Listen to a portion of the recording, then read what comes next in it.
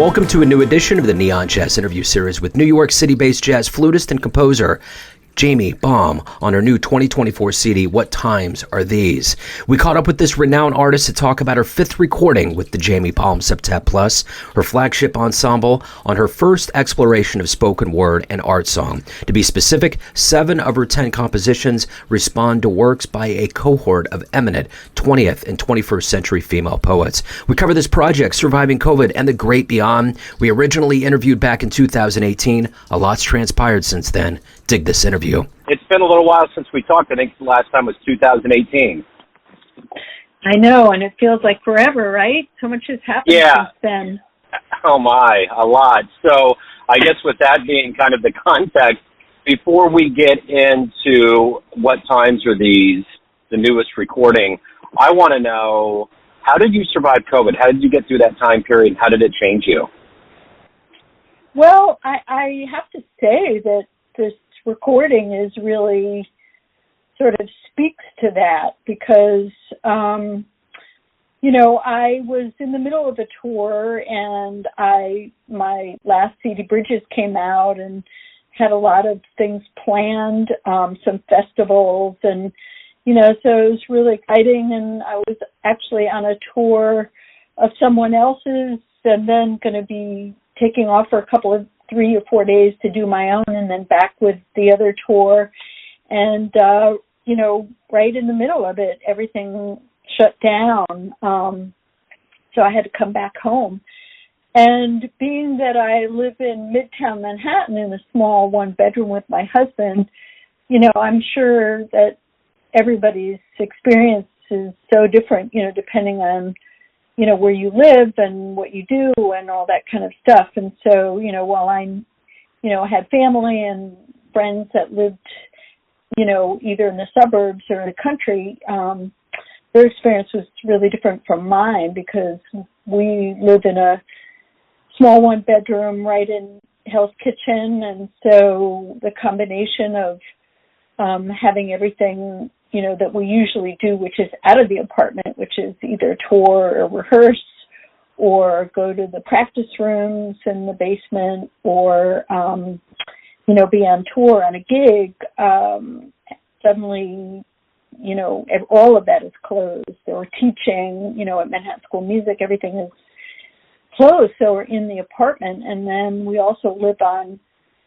between 9th and 10th Avenue, and 10th Avenue goes right up to, it's now called, it used to be called St. Luke's Roosevelt, but it's now Mount Sinai West Hospital. So, certainly the first few months there were many, many sirens, people with COVID, and it was really intense. But, so it really, thankfully, I'm a composer as well. So while some people who, their only thing is playing, it's really difficult, I just sort of dove into composing. And sort of at the same time as dealing with all that, my mother was living in Connecticut, and she was sort of starting to show signs of dementia. And so that was really difficult because once, I couldn't see her, although I could thankfully speak with her every day, FaceTime.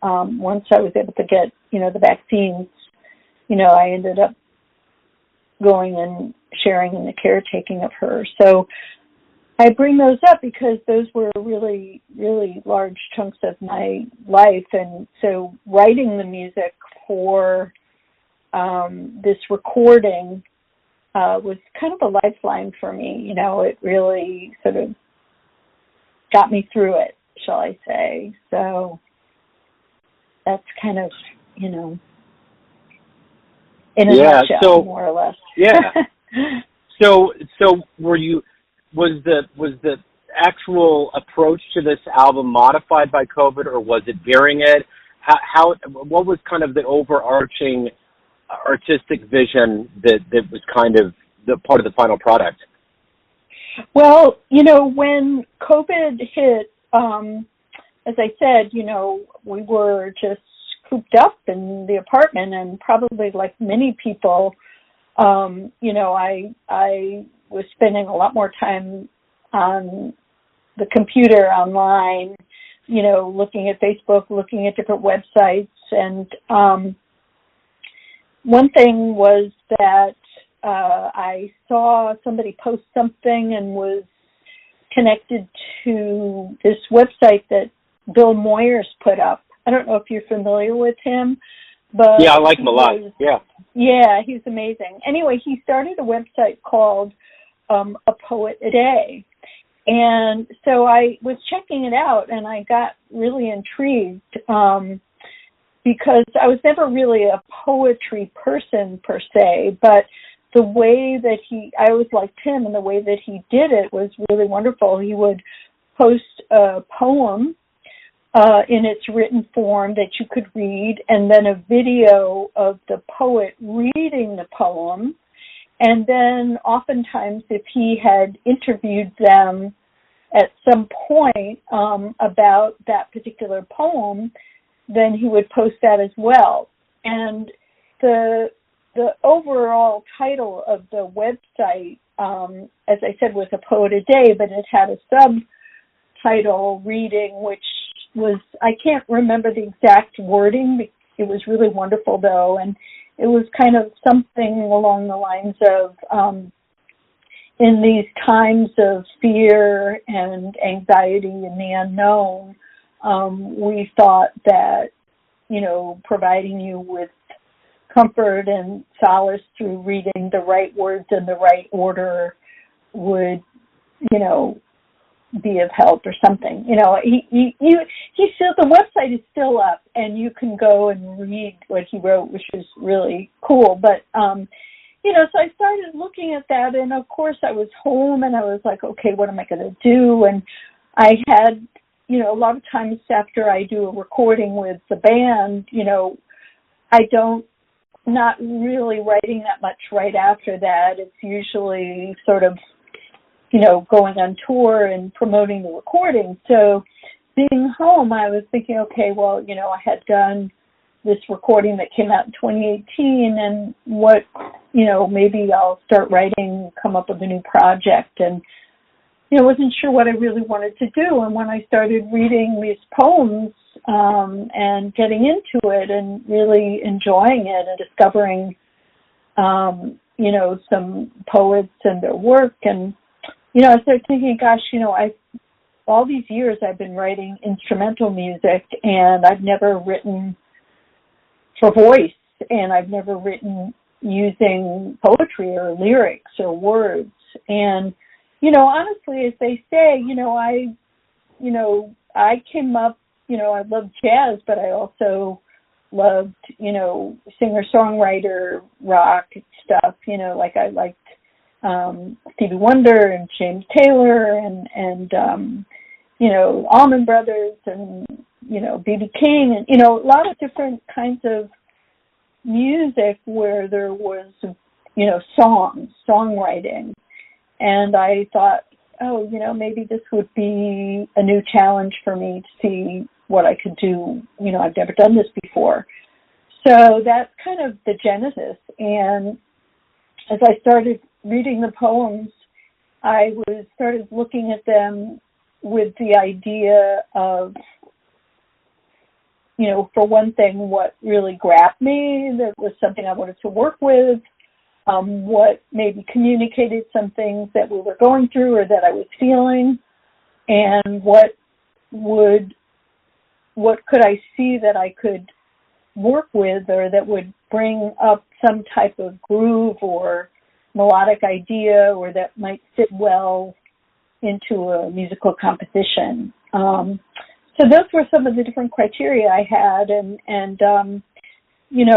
as I started work, I first chose the poems. I picked, and as I went, it just sort of unfolded, the vision and the idea, and it just kind of turned out that the poems that I started wanting to do were written by women, and so I kind of went with that. And there are 5 poets, and some of them I used 2 of their poems, so there's 7 poems and then 3 actually instrumentals. And as I started, first thing I did actually after choosing them was I got in touch with either the poets themselves, which really there was only one, and the others were their agents. And actually, I think two of the poets are no longer with us. So, it was really more their agents. And, because I knew from having seen other musicians work with other people's work, that, you had to get permission, you don't want to start writing all this music and then find out you can't use it. So that was the first step. And once I was able to secure that, then, I started working with them. And as I started working with them, my vision of the overall recording started materializing. And, as I picked each one, I sort of had ideas about what kind of groove or music would fit. And, with some of them, I wanted to challenge myself and see if I could, write like a singer-songwriter would, with certain elements like a refrain and a chorus and a verse and that kind of thing. And, so various things. But it definitely came, after the shutdown. So it was certainly, and it speaks to what we experienced as, and also dealing with a lot of what was happening politically and socially in the climate that we were in and find ourselves in. I mean, when I chose a lot of those poems, they do speak to some of the political, social issues we're experiencing. And of course, as a musician, or I'm sure as a writer, when you set out to do something, you wonder and hope in certain ways that it will, by the time you finish it and it actually comes out, it'll still be relevant.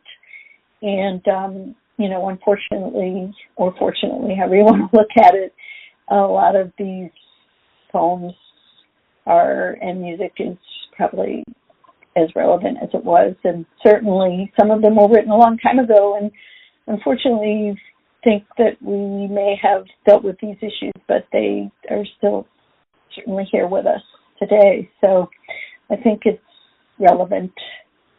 So that's probably a longer answer than you expected. That's kind of no, that's fine. No, that's good. Yeah. I'm curious, what are you hoping the listener gets from this album? Well, there's always a number of things. I mean, one, it's funny because, being home a lot, I was listening to podcasts and, comedians and, you hear comedians or you hear people that make movies or do things and, they're always asked that question. And I think, for comedians, first and foremost, they just want people to laugh and, sort of get taken out of their normal, head or life, you know what I mean? Be distracted, be taken on a trip or just get submerged in something. And so I kind of feel that way as well. Like the music comes first, I want for people to just,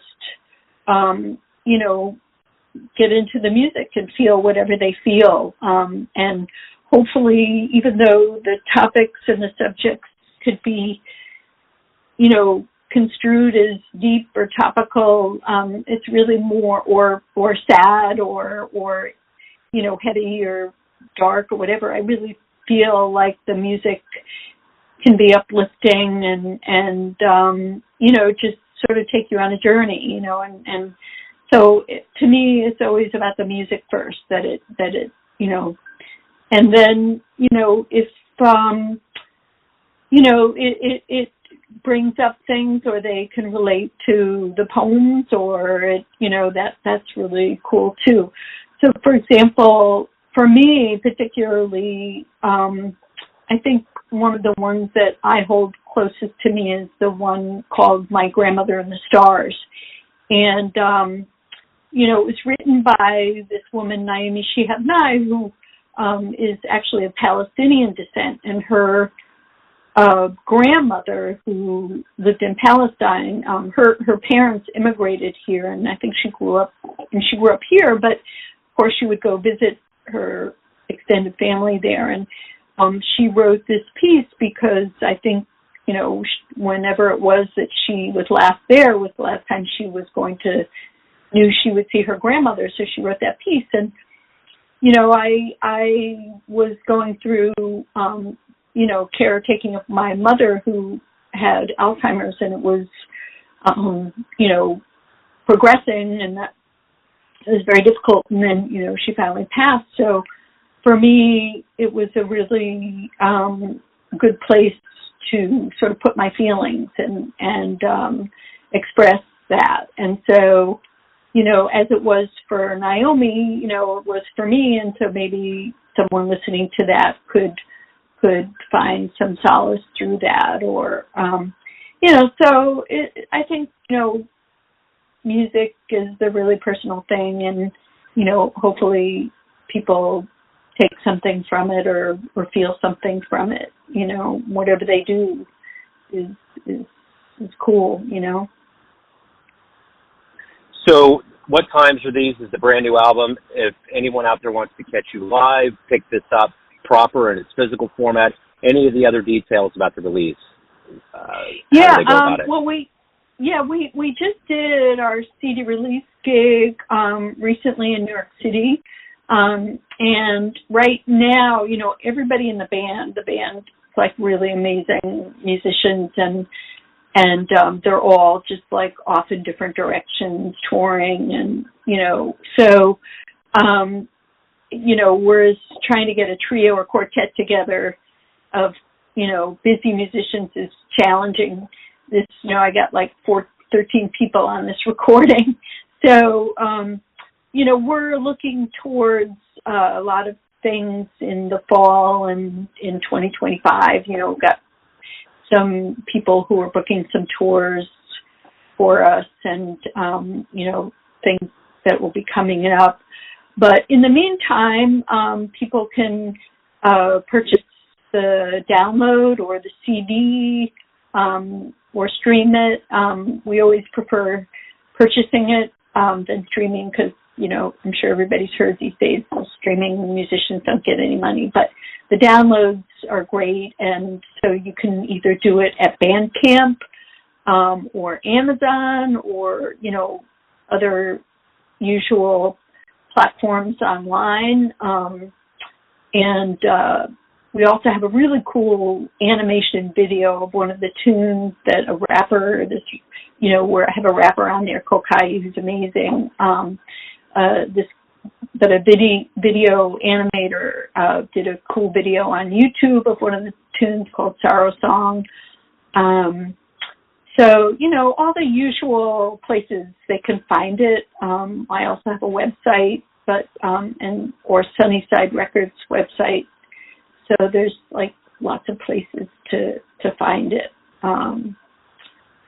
So, if anybody has trouble, they can always email me through my website at jamiebaum.com. So that's not a problem. Or if they want to be put on our mailing list, we don't send them out a lot, so you won't be getting tons of spam, but we can alert you to when we might be playing with this group. That's probably the best way. Perfect, Jamie. Thank you. Thank you for reaching out. Thank you. It took 6 years to get back in touch, but we did it, and I'm looking forward to getting it on the show, so thank you. Best of luck with that. Thank you. Thanks so much for having me. I really appreciate it, and thanks for playing the recording. Really appreciate it.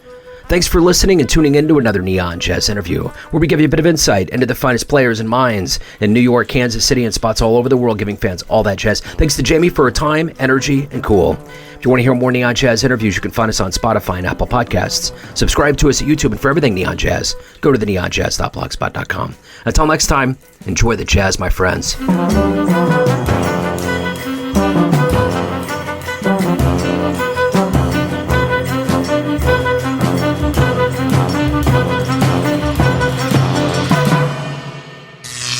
Neon Jazz.